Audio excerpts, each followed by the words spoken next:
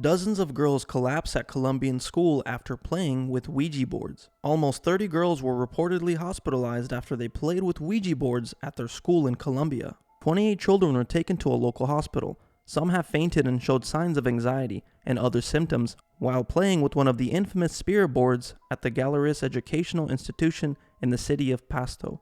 There were 28 possible cases of anxiety in school students, school head Hugo Torres said in an official statement. The current condition of the girls who were hospitalized have not yet made public.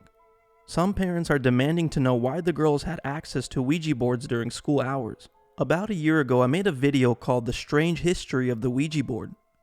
I want to bring this topic back because much more information has come out concerning the Ouija board. So what is a Ouija board? A Ouija board is also known as a spirit board or talking board. It's a flat board marked with the letters of the Latin alphabet, the numbers 0 through 9, and the word yes or no, occasionally hello and goodbye.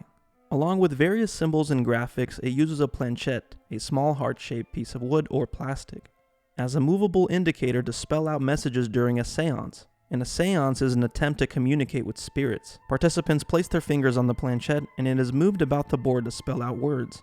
Ouija is a trademark of Hasbro, inherited from the Parker brothers, but is often used generically to refer to any talking board. Spiritualists in the United States believe that the dead were able to contact the living and reportedly use a talking board very similar to a modern Ouija board. Spiritualism is the belief that the living can communicate with the dead, which is also known as necromancy. This concept was already popular in Europe when it ignited across the United States in the mid-19th century. America's obsession with spiritualism can largely be traced to the Fox sisters of Hydesville, New York, who interpreted messages from spirits that rapped on furniture and walls. At first, talking boards were something people made themselves. Among these early talking board enthusiasts was Charles Kennard. Charles Kennard didn't seek answers from the great beyond as much as profit. He was one of those guys who was always into 7 to 10 businesses, always looking for some cool opportunity. Robert Murch, the president of the Talking Board Historical Society and one of the nation's foremost experts on Ouija boards, told The Hustle. Kennard partnered with an undertaker and woodworker named E.C. Rake. Kennard suggested they go into business together, but Rake failed to see a profit in something people could make themselves.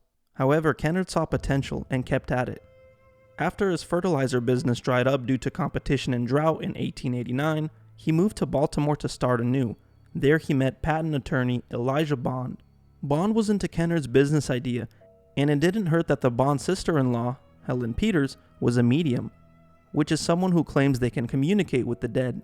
In letters Murch uncovered, Kennard wrote of a seance Peters held in April of 1890, during which he claimed they asked the board what it wanted to be called, and it spelled out Ouija, O-U-I-J-A, and told the group it meant good luck.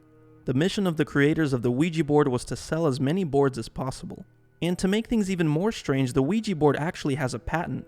Bond's role was to trademark the word Ouija and patent the board. Per Murch's research, the patent office had rejected similar devices because the creators couldn't prove they were summoning ghosts. So Bond brought Peters along. The pair were shuffled from clerk to clerk until they reached the office's chief. The chief clerk walks in and says, "Look, I don't know you and you don't know me, but if this contraption can spell my name, you've got yourself a patent." With Peters and Bond at the board, it revealed his name letter by letter. The supposedly shaken clerk gave Bond his patent, and it gave Kennard a new tagline for the Ouija board in advertisement: "Proven at the patent office." The early 1900s, the Ouija board was a multi-million-dollar business. Now to this day, there are many who believe that the Ouija board allows us to pierce the veil and seek advice from what lies beyond, or those who are so afraid of summoning a demon that they refuse to be near one. Now, possession states are well known to psychiatrists, and they understand that there is a widespread belief in many cultures that people can contact spirits of the dead or demonic entities by using a Ouija board. The largest outbreak of illness attributed to the Ouija board took place between October 2006 and June 2007 at a girls-only Catholic boarding school near Mexico City. Students at the girls' town school reported a variety of symptoms, including headaches and difficulty walking. Some students can only walk with the help of their friends. Symptoms would suddenly go away and just as suddenly reoccur.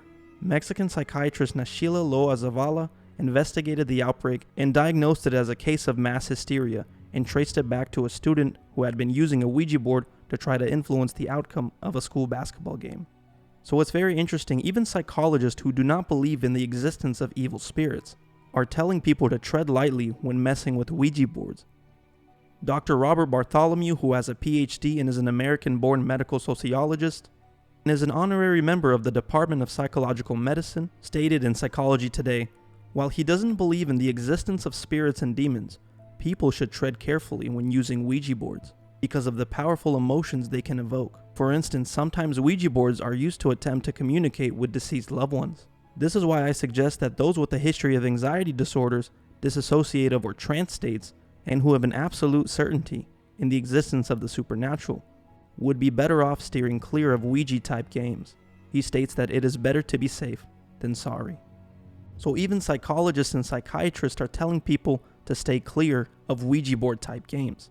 Now, of course, these psychologists explain these symptoms away as being something physical, because most don't believe in the existence of a spiritual world. However, I believe that when you mess with the devil's devices, you are opening yourselves up to wicked spirits. The Bible makes it very clear that we should stay clear of necromancy, which is the practice of communicating with the dead.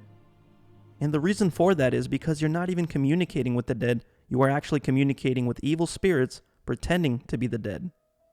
So it's better to tread lightly when you're considering messing with the devil's devices. I hope you guys found this video very fruitful, and I hope this convinces you not to mess with these things, and to not be ignorant of the devil's devices, and to also be very cautious.